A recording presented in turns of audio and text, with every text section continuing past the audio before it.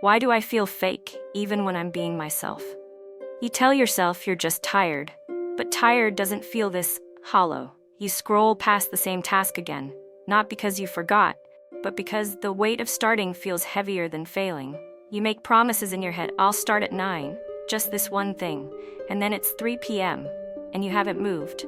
So you rename it, call it laziness. Like that word can explain why you keep betraying your own plans. But what if it's not that you're avoiding the work? What if you're avoiding something else? Something that keeps echoing behind the silence. Every time you almost begin, you keep setting alarms like that's going to fix it. Like the problem is just time, or discipline, or focus. You write the list, you stare at the list, you delete the list, and the day folds in on itself again. It's not even resistance anymore, it's something duller, like your body already decided the answer and forgot to tell your mind. There's a moment every morning, just 5 seconds, where it almost feels possible, before the weight catches up, before your brain reminds you what it means to try. And you wish you could freeze that moment, not to act, just to stay in that version of you who still believes the day might turn out different, but it never lasts. You reach for your phone. You open and close the same 3 apps like a ritual, not out of interest, out of inertia. You tell yourself you'll start once the anxiety fades. But the anxiety only fades when the day's already gone. There's a memory you never bring up, not because it was traumatic, but because it was ordinary. Too ordinary to explain why it still shows up. It's a 3rd grade classroom. Everyone is talking. You're done with the assignment. You don't raise your hand. You don't speak. You just wait. Not because you're shy, but because something in you learned, early, quietly, that attention brings questions. That praise comes with pressure. That if they notice you did it right once, they'll expect you to do it right always. So you shrink, not from fear, from preservation. And you carry that into everything. You turn in work a day late, even if it's done. You skim over messages you know how to answer. You underplay every win. You silence the parts of you that might shine because you're terrified of what happens after. Because trying always seems to ask for more. More proof, more energy, more of you. And some part of you already knows you don't have any more left. Here's what no one sees. You're not doing nothing. You're negotiating with invisible weight all day long. Every decision is a calculation. How much will this cost me later? If I say yes to this, what version of me will it erase? Can I afford to be that person today? And most days the math doesn't work. So you ghost plans, you cancel calls, you let dishes pile, not out of defiance, but because you're conserving something and you're not even sure what anymore. You used to care, you used to try, but care turned into overfunctioning, and trying turned into depletion. So now, you fake answers in group chats, you schedule things and pray they get canceled. You tell people you're just taking a mental health day, when really you're just trying to feel human again. You probably know this feeling, even if you've never said it.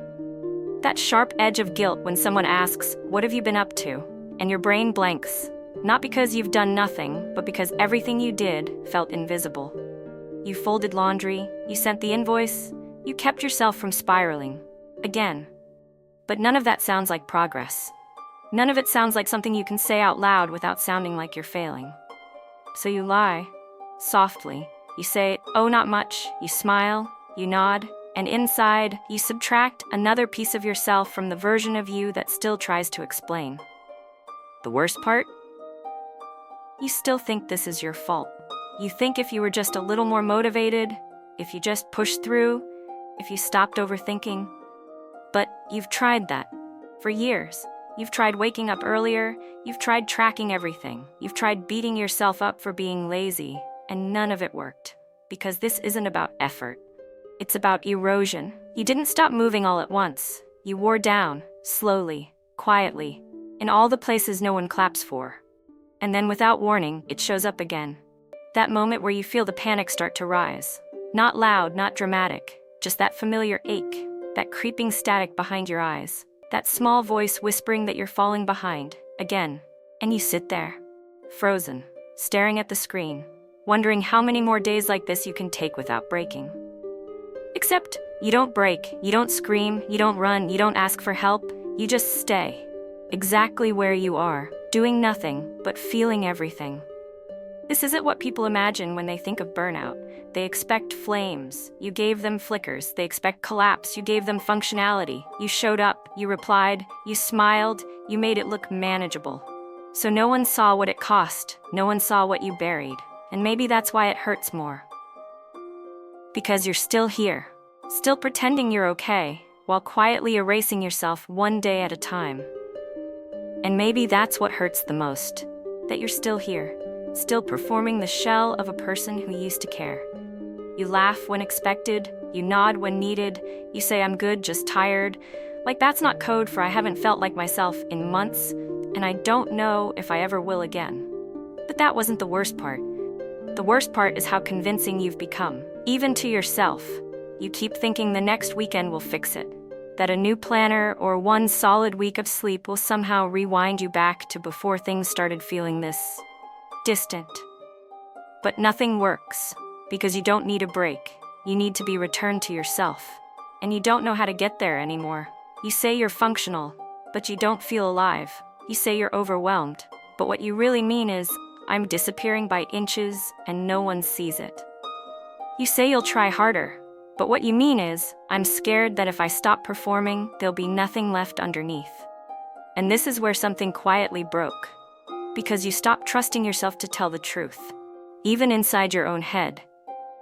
You started editing your inner thoughts before they could finish forming. Started rerouting emotion before it could sting. You got so good at not falling apart that you forgot how to feel whole. What if you stopped knowing who you are but kept pretending you did? What do you do when rest feels more dangerous than exhaustion? What if you only feel safe when you're performing pain just well enough to still be likable? You used to cry. Now you just scroll.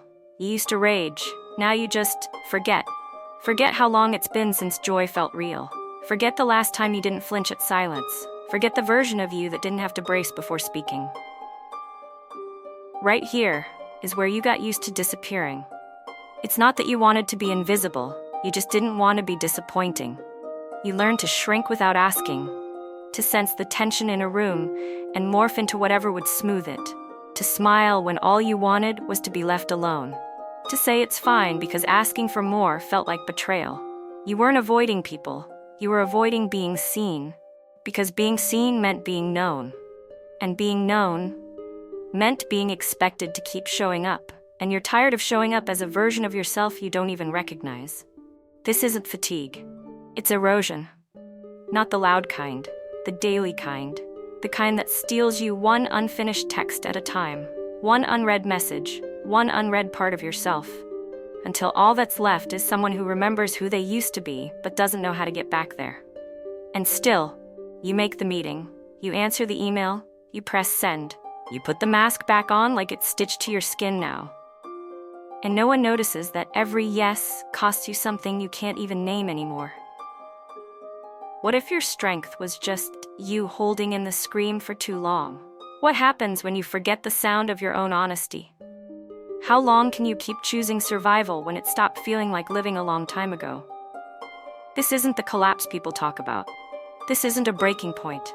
This is slow subtraction, a quiet unraveling in reverse. You didn't burn out. You just faded, and no one noticed. Not even you. Maybe it wasn't that you faded. Maybe it's that no one stayed long enough to notice you were going dim. You kept showing up, even when you had nothing left, even when the version of you in the mirror didn't look like someone you recognized anymore. And still, you kept going. Not out of strength, but because stopping felt like a luxury you forgot how to ask for. You didn't call it pain, you called it just a rough patch. You called it just tired. But what if it was something else? What if this quiet wasn't peace, but withdrawal? What if the stillness wasn't rest, but a life paused mid-sentence, and no one ever came back to finish it? There are things you've never said out loud, like how you sometimes stare at the ceiling and feel a kind of ache that doesn't come from anywhere specific. Like how you've practiced answering, "I'm fine."